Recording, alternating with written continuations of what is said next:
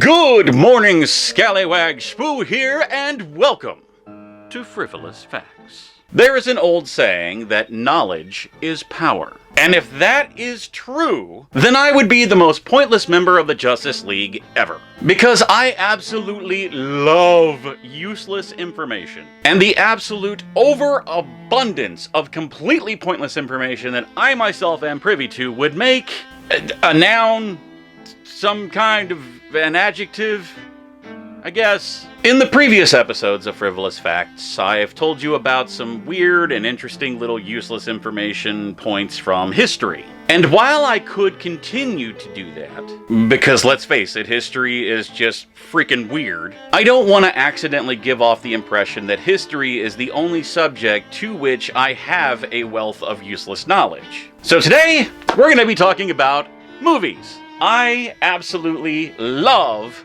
movies. That is a fact that not only has been shared a ton of times, but it's also one that becomes quite obvious if you just simply look at the backgrounds of any of my videos. It may actually be the symptom of a larger and very unhealthy obsession. I might need help. Nah, we'll worry about that later. So in the meantime, without further ado, let's dive right in and take a look at some interesting facts about some of your favorite movies. For example, you remember the movie Armageddon? It's your typical Michael Bay schlock, right? But did you know that NASA actually shows this movie during their new manager training program? They do this with the express purpose of having their new managers find mistakes, flaws, and inaccuracies in the movie. And to date, there have been no less than 168 flaws found in the movie Armageddon. I mean, I know it is absolutely mind-blowing to think that Michael Bay could ever make a mistake. Excuse me, I'm sorry.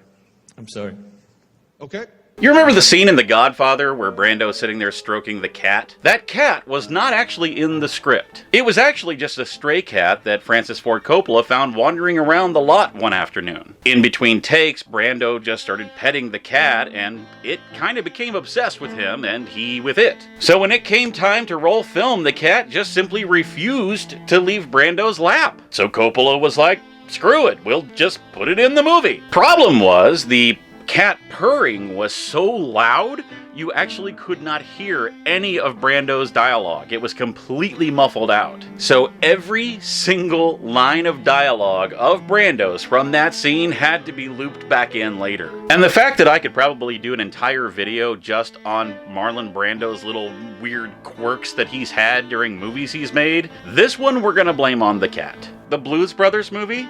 Yeah, that actually had an entire chunk of its budget set aside specifically for cocaine. So, remind me again how Belushi died? So yeah, that's a thing. In the movie Elizabeth, The Golden Age, where Queen Elizabeth goes to St. Paul's Cathedral and they're like doing construction in the background, well, that construction was completely real. There was already a construction crew at St. Paul's doing basically just repair maintenance to the building. So director Shekhar Kapoor was like, yeah, why not? We'll just give them some period costumes and have them keep working. In fact, a very similar thing happened in Return of the Jedi. The rebels that show up during the Endor scenes, they were actually a logging crew that were working in the redwood forest. And the awesome thing about that is that one of those guys actually has been put kind of back into canon as Captain Rex, just older. At least, kind of. It's a long story, but you get the gist. One of the most popular Tom Hanks films is a little film you might have heard of called Forrest Gump.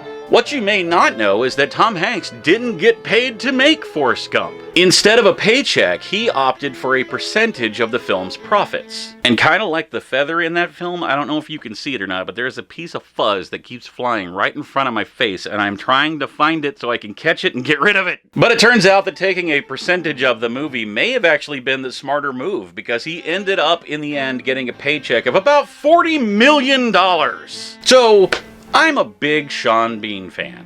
That was a great transition, don't you think? And after this fact, you might actually be a Sean Bean fan as well, if you're not already. You see, in addition to being famous for dying in all of his movies, he's also deathly afraid of flying in real life. Like, really afraid of flying. But when they were filming Lord of the Rings, obviously there were a lot of remote locations that the cast had to be taken to. And they would be taken there via helicopter. Now, occasionally Sean Bean would suck it up and he would go on the helicopter, but only in situations where he absolutely had no other option. The rest of the time, like, say, the scenes where, the Fellowship is crossing the snowy mountain, yeah, Sean Bean would get out about 2 hours early and climb the mountain himself in costume just to get to the location at the same time the rest of the cast did via helicopter. They would even say that they could see him climbing the mountain from the helicopter on their way up. And that has got to be the biggest dedication to a fear that I have ever heard of in my life. You remember the cornfield from Interstellar? Not only was that cornfield real, but Christopher Nolan actually grew the 500 acres worth of corn himself. Or I guess rather the production crew. I guess they technically did. I mean, Christopher Nolan didn't get out there and like plow fields and stuff. At least I don't think he did. That would be absolutely hilarious though. But not only was it a real cornfield, but once filming had wrapped, they actually sold that corn and even made a profit off of it. Knowledge! So you know the sound of the doors opening on the Enterprise in Star Trek? It's a pretty famous sound. It's kind of right up there with like the lightsaber. Do you ever stop and wonder where that sound actually comes from? Turns out it's actually the sound of a Russian train's toilet flushing. Captain's log, indeed. As long as we're ruining your childhood favorites through sound effects, you know the sound of the raptors talking to each other in Jurassic Park? Yeah, that's the sound of tortoises having sex. So now every time you go back and you watch Jurassic Park, literally any of the Jurassic Parks, and you come across a scene where the raptors start talking to each other, now all you're going to be thinking about is tortoise sex. And you're welcome. Meryl Streep almost died on the set of Into the Woods. And then the movie died at the box office, am I right? Hey-oh! I would just like to take this time to apologize for my actions today. But seriously, there was an interview with James Corden where he talked about a scene where Meryl Streep had to jump up onto a table, and when she did, her foot got caught in her costume and she started to fall backwards head first off the table towards a concrete floor. Okay, so the fall might not have actually killed her, but it wouldn't have been good. The men on set, that being James Corden himself and Rob Marshall, the director of the film, they both just completely froze in fear. Luckily, a 5-month pregnant Emily Blunt jumped in and caught Meryl Streep before she hit the floor head first, which is just further proof that Emily Blunt is a badass and needs to play Sue Storm in the MCU. Looking at you, Kevin Feige. In most of the Rocky films, in most of the boxing scenes, the punches were actually real. Sylvester Stallone actually insisted on this so that the fights looked as real as possible. That was at least until Rocky IV. Ironically, the movie where Ivan Drago kills Apollo Creed in a fight, a punch from Dolph Lundgren to Sylvester Stallone in the chest actually landed Sylvester Stallone in the intensive care unit for 4 days when he almost died. So the moral of this story is don't mess with Dolph Lundgren. Like 40 years ago. And by the way, yes, he is also like an MIT graduate and has an IQ of a genius, which we're not leaving that fact out just because we're talking about Dolph Lundgren. I was just talking about a different thing, but we can also talk about that fact. So, bonus fact, I guess, is what I'm getting at. It's not on the script, but I know I'd get comments about it, so moving on. In the movie Candyman and its subsequent sequels, actor Tony Todd had to spend a lot of time completely covered in bees. He even did several scenes where there were bees in his mouth. Well, this was done in the days before CGI. In other words, those bees were real. In fact, the bees in the film had to be specifically bred for the film. They needed to be sure that the bees were specifically exactly 12 hours old. That way, they were old enough to look like a mature bee, but young enough that their stinger hadn't fully developed yet, so they wouldn't do as much damage. Using the old knowledge box, Tony Todd even negotiated himself a bonus of $1,000 per sting, should he get any. And let's just say that in the end, he got a $23,000 bonus.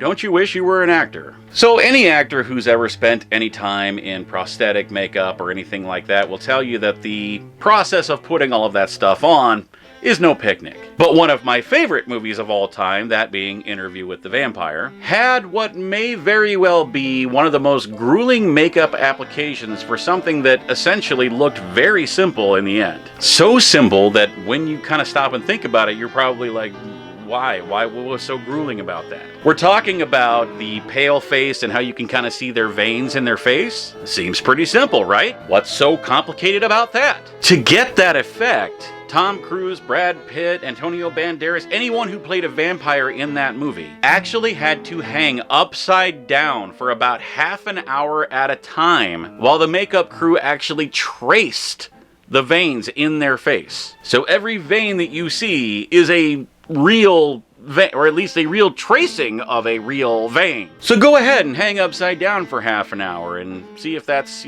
fun, if you're still conscious. Actually, now that I think about it, don't do that, please. Don't do that, please. Just take my word for it, it wasn't fun. Did you know that Winnie the Pooh was in The Lion King? Apparently, while recording my absolute favorite Disney song of all time, Be Prepared, Jeremy Irons, who of course did the voice of Scar, developed vocal problems.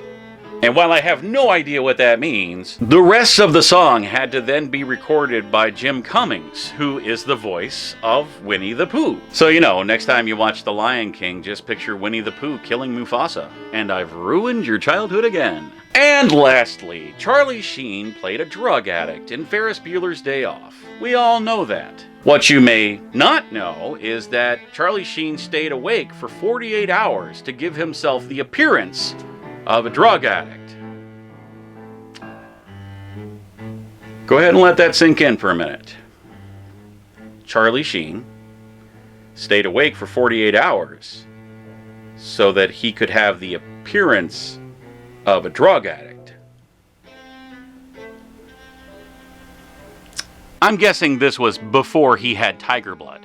Winning. But yeah, anyway, there you have it. Let me know your favorite frivolous fact in the comments below. And while you're at it, try to say your favorite frivolous fact 5 times fast. In fact, go ahead and say your favorite frivolous fact 5 times fast, 5 times fast. And so on and so forth. Anyway, if you do so and you are a subscriber, then we will actually read your frivolous fact on the next episode of Frivolous Facts. There were a few comments on the last one, but they were either not 100% correct, and I didn't want to be that guy that's like, well, actually. Or they were simply from people who weren't subscribed. And, well, that's the rules. I don't make the rules. Okay, I do make the rules, but you gotta be, it takes like literally a fraction of a second to click a subscribe button. So, I mean, what's it hurting? Winning. So leave your comments down below, and if I find yours interesting, then we'll read it on the next Frivolous Fact. In the meantime, guys, please follow us across all of our social media. We are on Facebook, Twitter, and Instagram. There you can actually see the collectible of the day if you're interested in all of this stuff that's behind me. And as long as you're here, go ahead and, like, share, comment, subscribe, all those wonderful things that help us out here at the channel. And one last thing that would make me very happy as well, while you're out here on the internet, go ahead and pop over to www.geekycool.com. It is your one-stop shop for all things nerd. News, articles, opinion pieces, top 10 lists, movies, comics, TV, you name it. If it is a nerd type of thing, you're gonna find it there somewhere. They also do a live broadcast every Tuesday night. I'm actually on there quite a bit myself. I was on there briefly this week, as a matter of fact. But the show is very interactive, so we would love to have you jump in there as well. So join us on that. You can find them on Facebook, here on YouTube as well. Again, that is www.geekycool.com. It's right here. Go show some love. Tell them Skallywags sent you. But that is going to wrap it up for another Frivolous Fact every single Friday. So come back and join us again next week if you would. We would greatly appreciate that. Until then, bye.